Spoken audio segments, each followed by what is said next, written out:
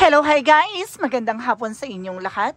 This is Chin Rodriguez, Mama Sagari Channel, a faith healer, also matarder. So ngayong hapon na to, tingnan natin sabihin sa iyo ng ating mga gabay.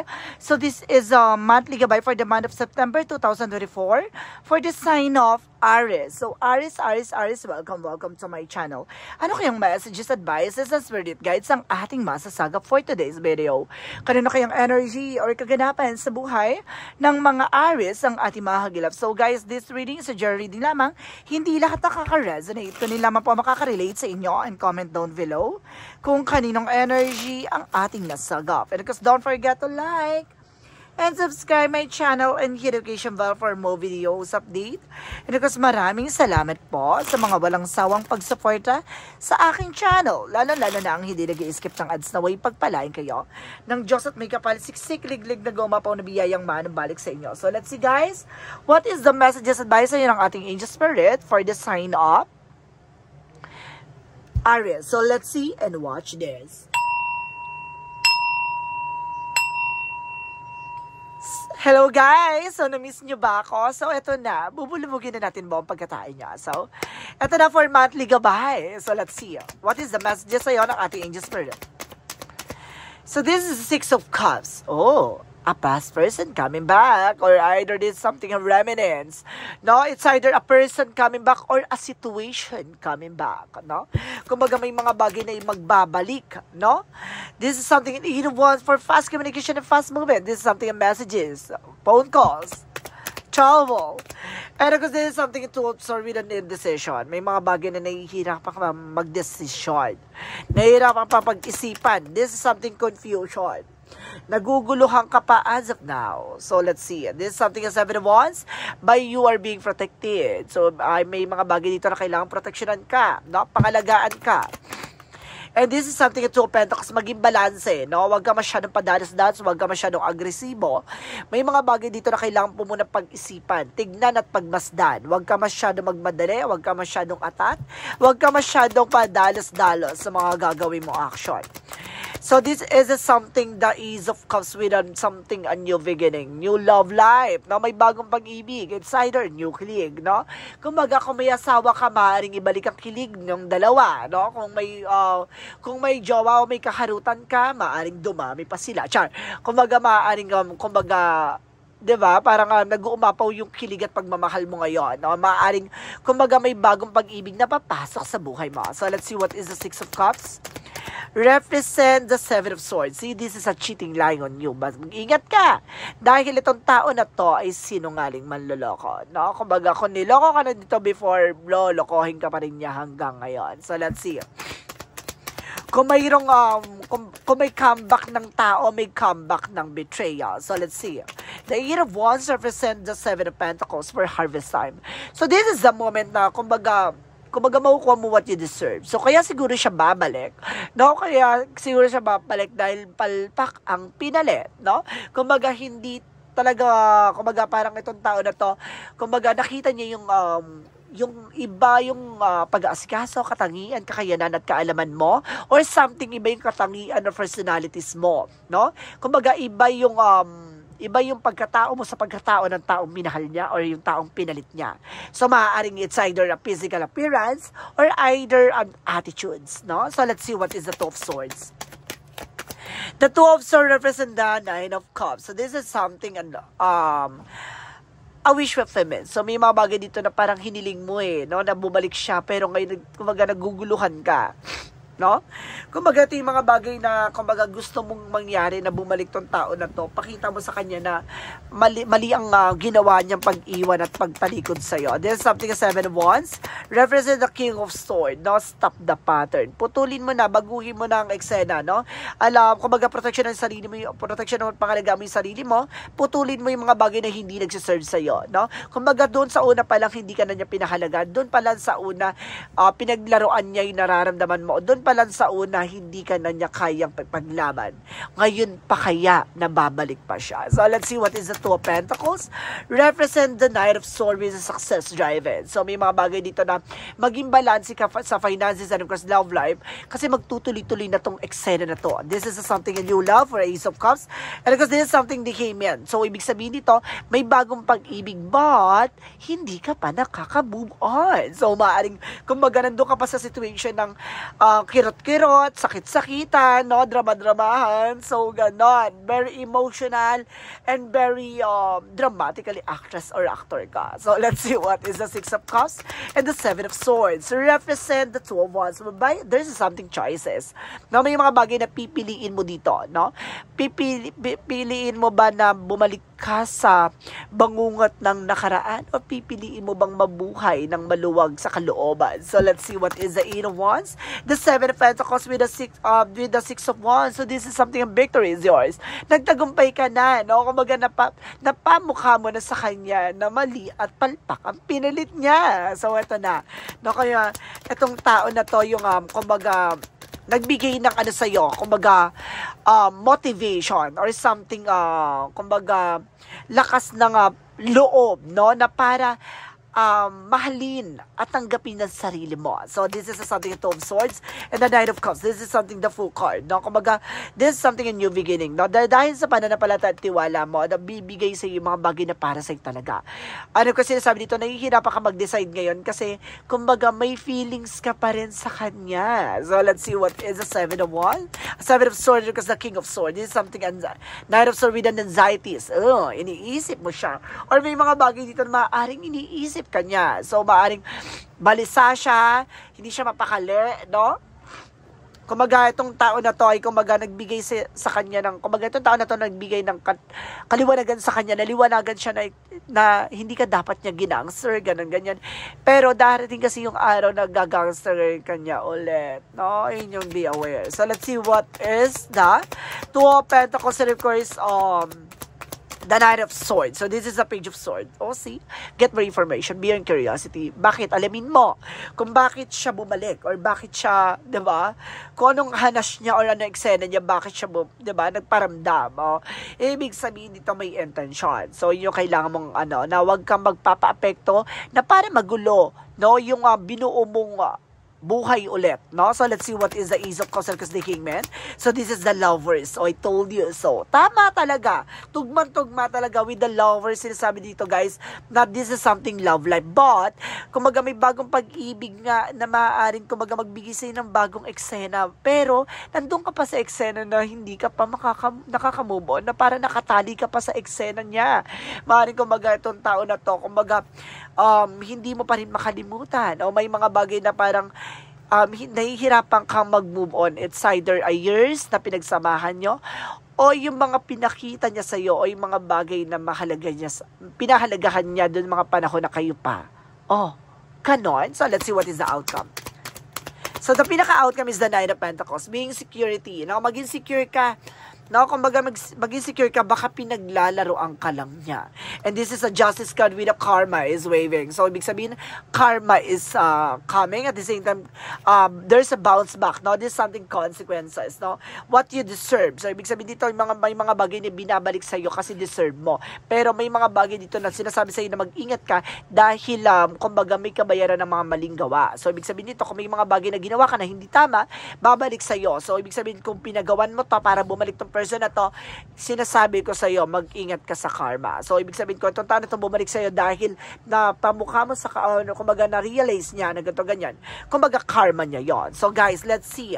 What is additional messages pagdating sa finances? Career. This is a judgment, a wake-up call. You need to pay attention na kailangan mo tumutok na sa negosyo, hanap buhay mo. At sinasabi dito with the Queen of Swords, a bigger picture, na kumaga dapat tinitingnan mo ng sarili mo 5 years, 10 years from now, kung asan ka na sa situation, no? Huwag mo nang isipin pa yung mga bagay na pinagdaanan mo, tignan mo kung ano yung mga bagay na mangyayari sa kasalukuyan at yung bukas na paparating para sa'yo.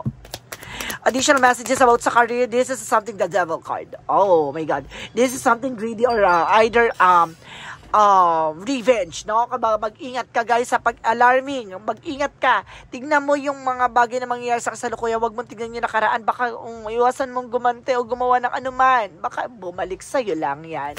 So let's see what is the love life represent the star. Healing. So, pagdating sa love life mo, magkakaroon ka na ng healing and this is something miracles. And of course, itong bagay na to, magpapakita sa'yo na parang yung kahulugan ng sarili mo, na parang binuhay ka ulit dito, parang this is something renewal, no? And this is something of refresh, no? Additional messages. And this is something of a Six of Swords with the transition. No, kung nakaalis ka na sa situation pinakawalan mo na lahat ng mga toxicities, negativities. Handa ka ng, di ba, tahakin yung magandang eksena na magdadala sa with infinity, abundance. Ganon. So, let's see what is additional messages about sa health. Sa health mo, this is a tower moment for a major changes, no? Kumbaga may mga bagay na bigla magbabago sa health mo. Dati kasi parang, kumbaga nagkakaroon anxieties and stress. But eventually ngayon, kumbaga pinalaya mo na yung sarili mo sa lungkot-lungkutan, sa drama-dramahan. And because this is something, the Seven of Pentacles, in reverse, so this is something recovery for financial loss. Or sinasabi natin dito, magkakaroon ka ng financial freedom. So, dahil sa mga bagay na nangyari ngayon, or nangyari sa nakaraan mo, kumbaga binaon mo yon, no? Or babaunin mo yon na magsisilbing inspiration mo o motivation mo para maging malakas at maging matibay ka na hindi ka na basta-basta mabubuwag pa or hindi ka magpapa-apekto sa mga bagay na nangyari sa nakaraan para, 'di ba, para magsilbing tinik sa'yo sa kasalukuyan. 'Di ba? Kung gagawa ka na ng isang bagay na alam mo may balik sa'yo, bakit pa? So, kailangan mo na lang mag-move on at kailangan mo nang harapin ang bukas na paparating para sa'yo. So, guys, let's see what is the Romance Angels. For Romance Angels, represent what? Represents break up. So, see, I told you, this is something that lasts forever. So, talagang tinapos na. This is something an ending. And because this is something unfinished business. So, ibig sabihin dito, meron pa kayong no? Meron pa kayong intimacy sa isa't isa, no? Parang gusto niyo pang tikman ng isa't isa. Ngayon, kumbaga, hindi siya, hindi siya, kumbaga, love, It's just either a sexual attractions, guys. No, kumbaga, it's either, kumbaga, baka size matter ka, ganun. Kumbaga, ganun yung eksena dito, or either size matter in person, or either, kumbaga, meron ditong eksena dito na maaring, kumbaga, hindi ka pa rin nakamove on dahil magaling ba siya na mag-ano sa'yo? This is something romance, no? Parang romansa. So, ibig sabihin, ganun siya. This is something unfinished business. So, ibig sabihin, gusto mo pang magkaroon ng friends with benefits. O, tigil-tigilan mo yan. Additional messages dito with the romance. And this is a snake and shade. No? Sinasabi na not what it not looks like. No? Huwag mong hayaan maging ass ka. O maging silbing ass ka nga. No, parang kumaga it's either kumaga babalik siya pero may asawa na siya. No, wag kang magsilbing ahas, no? Maaring kumaga maaaring nauna ka pero maaaring may asawa na siya pero guguluhin mo pa ba? Ganon. Kumaga wag mong gawin yung mga bagay na ginawa sa iyo. No? Kumbaga wag kang gumanti. Iwasan mong maging traidor. Ganon. So let's see what is the magical fairy messages. For magical fairy messages, guys, so let's see.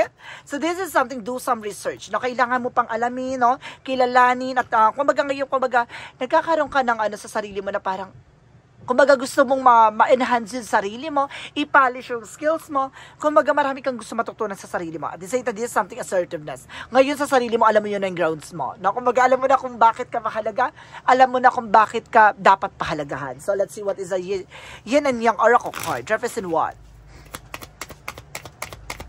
Represents freedom, no? Palayain mo yung sarili mo, opportunities, marami oportunidad na papasok sa iyo.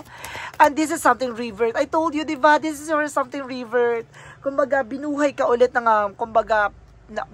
ng bagong pagkakataon para, 'di ba? Kumbaga, makita mo at masilayan mo yung gandang bukas na paparating para sa iyo. Hindi mo kailangan na kumbaga mabuhay sa bangungot. Bagkus kailangan mabuhay sa magandang inilaan na, 'di ba? Buhay na para sa iyo talaga ng ating Panginoon. This is something of paradise and this is something a mystery and kingdom of God. So, this is something a North Node with the cosmic purpose. Ito yung purpose mo sa buhay, no? Para matauhan, maliwanagan, at para makalaya, no? sa relasyong binuo ng mga kasinungalingan. So let's see what is the synchronicities. For the synchronicities represent the shaman. So, ibig sabihin dito, this is something in the moon.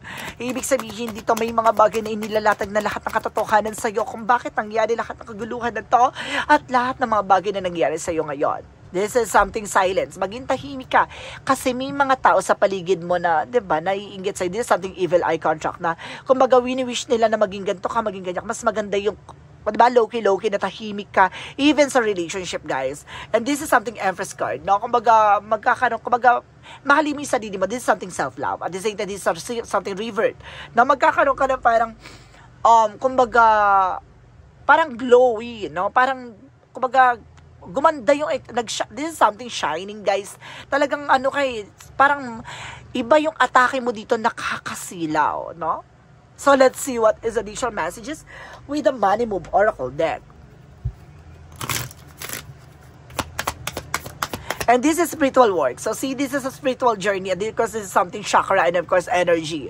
No? Kumbaga, patasin niyang yung aura. This is something in healing at, of course, a career. No? Kumbaga, karoon ng healing, career and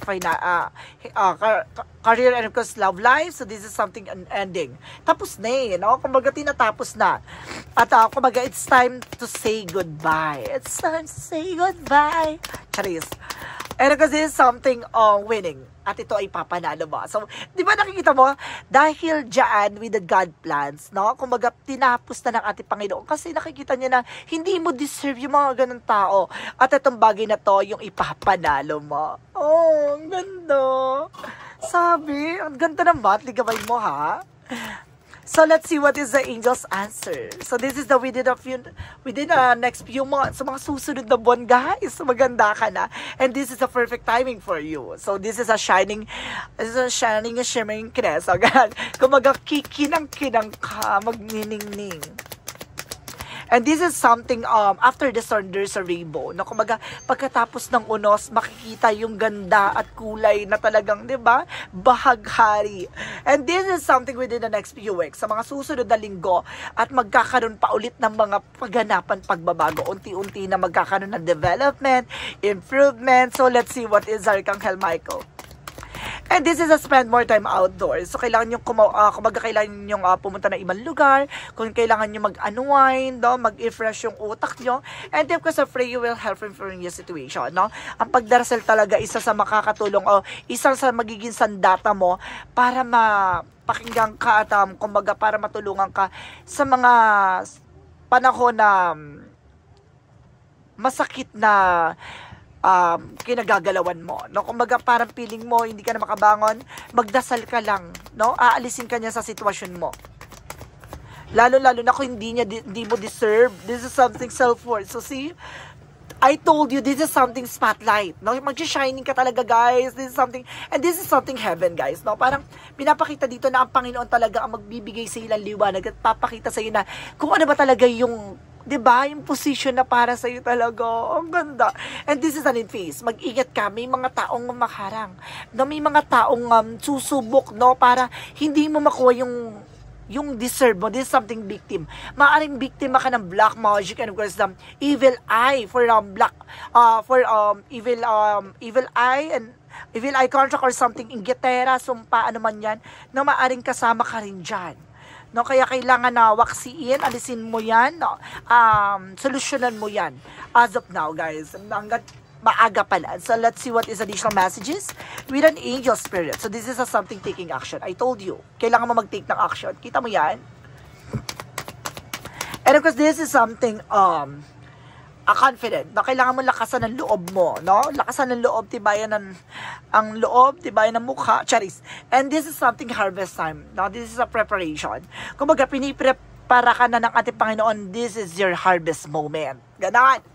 Kumbaga, inahain ka ng ating Panginoon. Ibig sabihin dito, parang parang piniprepare ka niya na darating yung araw na hindi mo na kailangan hilingin pa, hindi mo kailangan ipilit pa, kasi mismo sa harap mo na ipagkakaloob na yung mga bagay na dati mong minimithi o hinihiling lamang. So, let's see what is additional messages.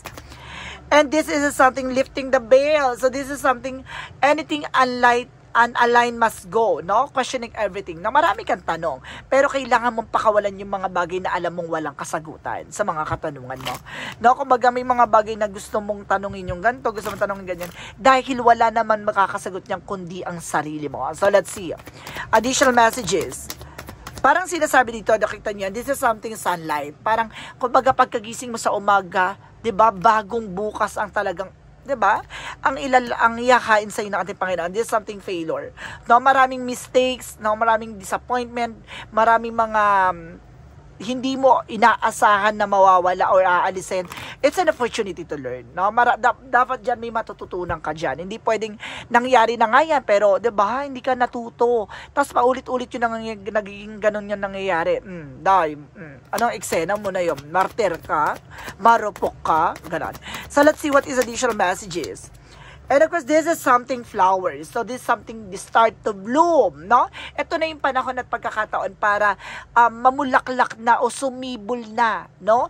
Ang sarili mo, no? Para pahalagahan yung mga bagay na alam na iba yung ganda ng buhay na inilaan para sa iyo, 'di ba?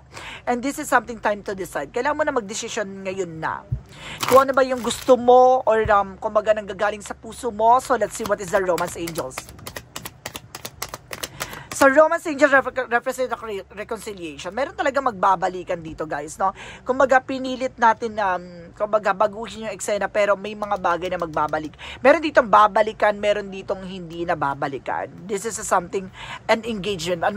Kumbaga, meron dito may bagong pag-ibig na maaring humantong sa engagement for higher level of commitment, o meron ditong reconciliation na darating yung engagement na para sa iyo, no? Itong taon na to, kumbaga, babalik siya para pakasalang ka na niya. Siguro dahil, kumbaga, na-realize niya, no? So, let's see what is additional messages. And there's a walking away, no? Kailangan mo nang pakawalan, talikuran, no? At, kumbaga, hindi na isipin pa. And this is First Chakra Archangel Gabriel by intuition. See? Kasi, kumbaga, natatalo ka ng iyong imahinasyon. Kumbaga, natatalo ka ng iyong isipan. Kung ano-ano pumapasok sa isipan mo. Bakit ganito? Bakit ganyan? Bakit hindi mo subukan pakawalan yung lungkot o sakit na nararamdaman mo? So, let's see what is the Monsology. So, nothing will come this situation. Walang mangyayari sa situation nang hindi ka nagtitake ng action. And luck is in your side. No? Kumaga, huwag ka mag-alala. Kumaga, pumapabor pa rin sa iyo ang sitwasyon. This is something blessed in disguise or great blessings na, kumaga, hindi mo in-expect na ganun yung mangyayari. No? Yung pala may ibig sabihin, inalalayo ka lang ng ating Panginoon na sa ikapapahamak mo, no? Para mapunta ka sa punto na baka pagsisihan mo. So, let's see what is Archangel Raphael. Unconditional joy, no? Nandun tayo sa unconditional joy na kahit na masakit, kahit na nasasaktan ka, kahit na sinasaktan ka, masaya ka pa rin, no? Kasi mahal mo. So, let's see what is the Jesus loving quotes. So, Jesus loving quote said, Do shall the Lord you God with all your heart, with all your soul, with all your mind. So, mahalin do ang ating Panginoon tulad ng ating pagmamahal niya sa kanyang Ama, no, na nasa langit, no. Ibig sabihin, mahalin mo daw siya sa puso, sa salita at sa gawa, no. Ibig sabihin dito, kumbaga ialay mo sa kanya lahat ng mga bigat na naramdaman mo. Hindi mo kailangan kumbaga questionin yung plano niya, bagkus ipakawalan mo. So, let's see what is an angel's number. For an angel's number represent 1441 for unique skills, no? Ibig sabihin dito, may kakayanan ka, mayroon kang kakayanan at kaalaman or talents na magagamit mo para mabago ang mundong ginagalawan mo. This is something, it's time of intense self-develop, focus your mind on your craft. You are already have what it takes to succeed, but practice make you a master.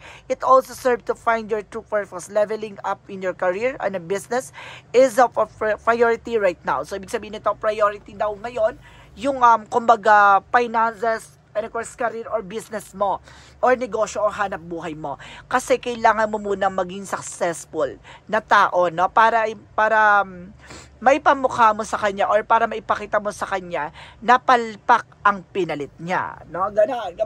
Kumbaga hindi naman yan, hindi yan makakaranas ng realization nang hindi na nakikita yung panghihinayang kung sino yung sinayang niya. Diba? So, let's see what is the messages of life. crossing into the light. Kasi magkikita kayo na at the end of the time. Kumbaga magkukross pa rin yung landas nyo. Hindi pwedeng hindi. At sinasabi dito today, I face a new bridge that I must cross on my journey to the inner transformation. Today, I like every day, I will practice the law of universal love. Thus, I will deal with the current situation in the positive way. So, that I continue to grow, evolve as I cross this bridge on my way towards the light. I am reminded of the true meaning of life. Kumbaga ngayon, dahil sa mga karanasan, and of course, naranasan mo, no, kumbaga ngayon na nakita mo na yung kahulugan ng totoong buhay. No, hindi lang tungkol sa pag-ibig. No, hindi lang tungkol sa tao na yan, kundi tungkol sa buhay mo. Kundi tungkol sa magiging bukas mo. No? Kumbaga, kailangan mo munang mag-grow, kailangan mo munang tutukan sarili mo, mahalin ang sarili mo para may taong magmamahal sa'yo. Kasi pag nakitang sira ka at hindi ka buo, walang taong kumbaga mamahalin ka. Kasi mismo sarili mo ay pinababayaan mo lamang. So, let's see. So, maraming salamat. This is a monthly gabay for the month of September 2024 for the sign of Aries. So, Aries, maraming salamat for this wonderful reading. So, once again, this reading is a general reading lamang, hindi lahat makaka-resonate, kunin lamang pa makaka-relate sa inyo. And comment down below kung kaninong energy ang ating nasaga. Because don't forget to like and subscribe my channel and hit notification bell for more videos updated. Kasi maraming salamat po sa mga walang sawang pagsuporta sa aking channel, lalo-lalo na ang hindi nag-i-skip ng ads. Naway pagpalain kayo ng Diyos at may kapal, siksik, liglig na gumapaw na biyayang manabalik sa inyo. At maraming salamat po and see you in the next video. Bye-bye! And babush.